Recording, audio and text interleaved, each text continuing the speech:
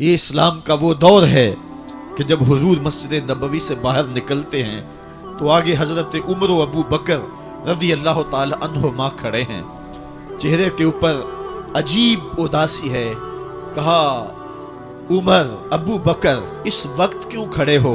عرض کی حضور بھوک نے گھر میں ٹکنے نہیں دیا. ہم نے چاہا حضور کا چہرہ دیکھ لیں تو کچھ پیاس بجھ جائے، کچھ بھوک مٹ جائے.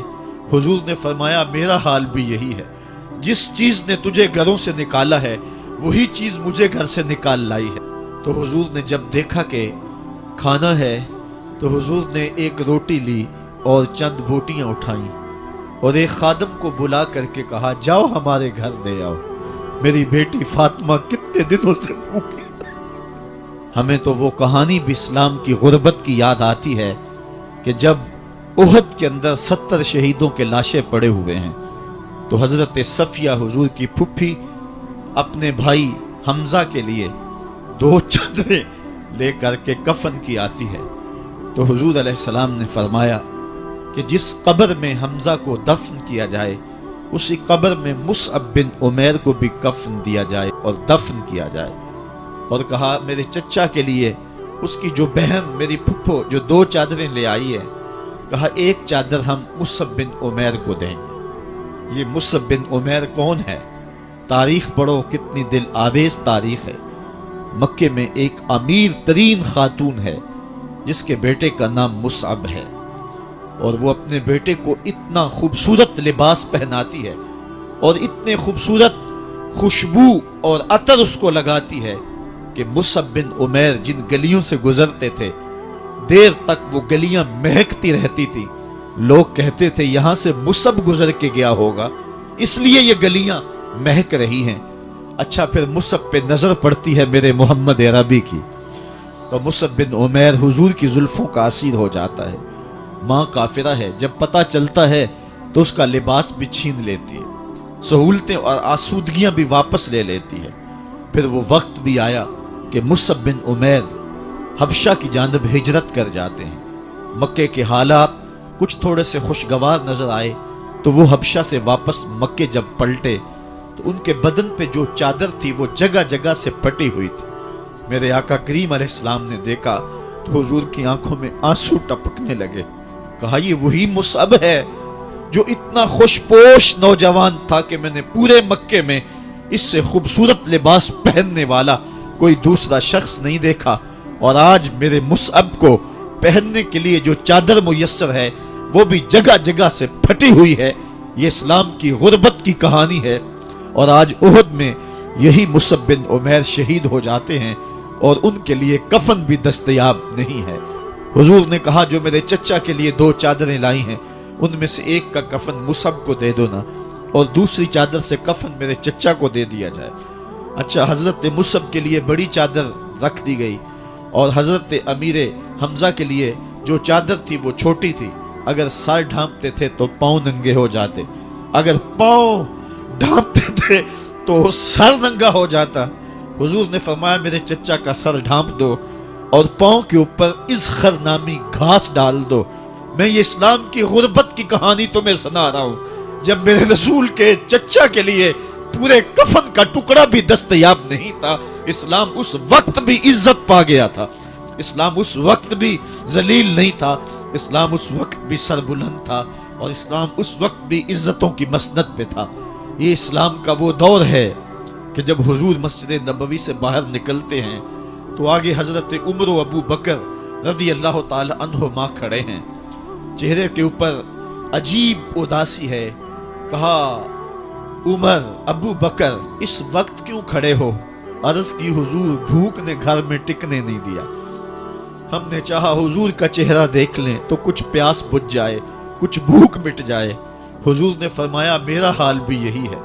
جس چیز نے تجھے گھروں سے نکالا ہے وہی چیز مجھے گھر سے نکال لائی ہے. چلتے ہوئے حضرت ابو ایوب انصاری کے گھر کے قریب سے گزرے.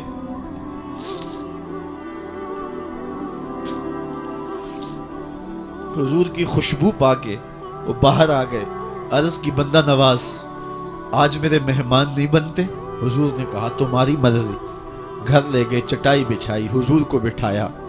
گھر والوں کو بکری کا بچہ ذبح کر کے دیا، کہا جلدی جلدی کھانا تیار کرو، میرے آقا کو بھوک لگی ہوگی۔ یہ کہہ کے واپس آئے، حضور کے پاس بیٹھے، نظر چہرے پہ پڑی تو گھبرا گئے۔ نکاحت کے آثار اتنے واضح تھے کہ سمجھ آ رہی تھی کتنے دنوں سے حضور نے کچھ نہیں کھایا۔ اٹھ کے باغ میں چلے گئے، کھجوروں کا خوشہ توڑا، حضور کے سامنے رکھا، کہا بندہ نواز جب تک کھانا تیار نہیں ہوتا یہ کھجوریں تناول فرمائیں۔ تھوڑی دیر کے بعد کھانا دسترخوان پہ لگ گیا، حضور سے عرض کی گئی حضور آئیں کھانا تناول کر لیں۔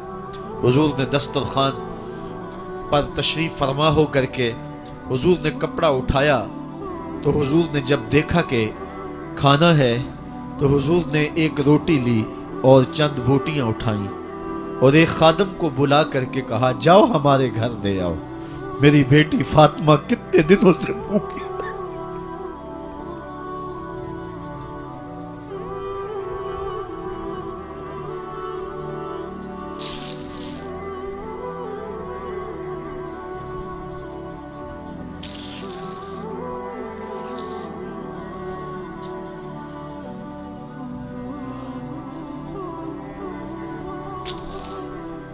کہا جاؤ ہمارے گھر دے آؤ، میری فاطمہ کتنے دنوں سے بھوکی بیٹھی ہوئی ہے، مال کے کونین ہیں گو پاس کچھ رکھتے نہیں، دو جہاں کی نعمتیں ہیں ان کے خالی ہاتھ میں۔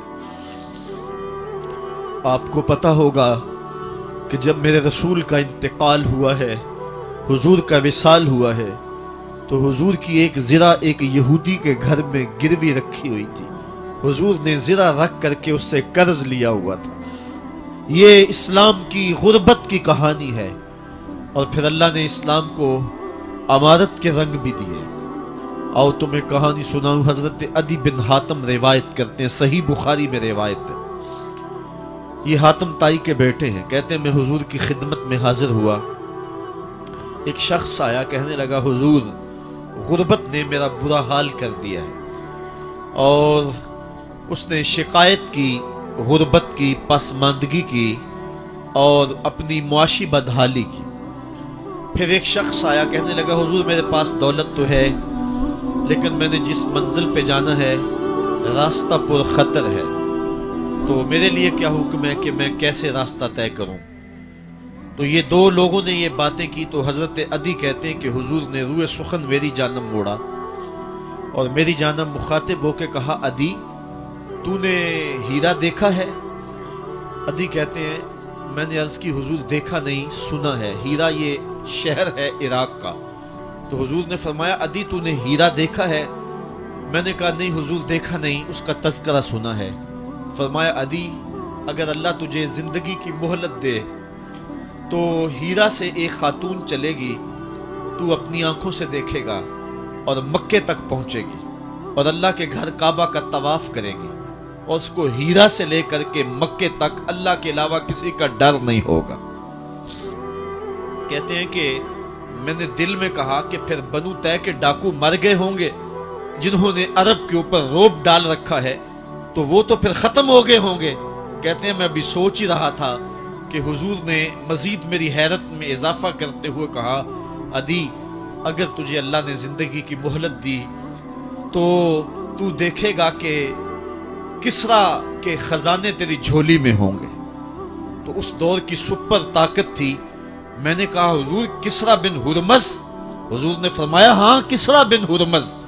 کہتے ہیں کہ حضور نے پھر فرمایا عدی اگر تو زندگی پائی تو تو وہ دن بھی دیکھے گا کہ ایک شخص زکوٰۃ کی رقم لے کر کے، زکوٰۃ کی چاندی لے کر کے، زکوٰۃ کا سونا لے کر کے نکلے گا اور اس کو کوئی زکوٰۃ کا مستحق ہی نہیں ملے گا۔ حضرت عدی بن حاتم کہتے ہیں کہ پھر میں نے وہ منظر اپنی آنکھوں سے دیکھا کہ ہیرا سے خاتون چلی اور مکے تک پہنچی اور امن ایسا تھا کہ اس کو اللہ کے علاوہ کسی کا ڈر نہیں تھا۔ پھر وہ لمحے بھی میں نے دیکھے کہ کسرا بن ہرمز کے خزانے مسجد نبوی کے باہر پڑے ہوئے ہیں۔ تو کہتے ہیں تیسری چیز میں دیکھ نہ سکا اور میں نے لوگوں کو کہا کہ یہ میں تو نہیں دیکھ سکا، میری شاید زندگی وفا نہ کرے، اور اگر تمہاری زندگی وفا کرے تو تم دیکھنا۔ میرے آقا نے جو فرمایا تھا دو باتیں تو پوری ہو گئی ہیں، اور تیسری بات تم دیکھ لوگے۔ حضرت یحییٰ بن سعید فرماتے ہیں کہ حضرت عمر بن عبدالعزیز کا زمانہ تھا اور انہوں نے مجھے افریقہ کی جانب زکوٰۃ وصول کرنے کے لیے بھیجا۔ میں وہاں سے زکوٰۃ وصول کی اور پھر میں زکوٰۃ لینے والے مستحقین کو ڈھونڈنے لگا تو کہتے ہیں مجھے کوئی مستحق نہ ملا۔ پھر میں غلام پکڑتا اور اس کے پیسے دے کے اس کو آزاد کرواتا چلا جاتا۔ حضرت عمر بن عبدالعزیز کا زمانہ ہے کہ گورنر ہے عراق کا، وہ حضرت عمر بن عبدالعزیز کو لکھتا ہے کہ اتنی رقم ہے، اس کا کیا کرنا ہے؟ تو عمر بن عبدالعزیز کہتے ہیں رقم لے کے یہاں نہ آنا، وہاں عراق کے لوگوں میں بانٹ دو، جو زکوٰۃ کے مستحق ہیں ان کو تقسیم کر دو۔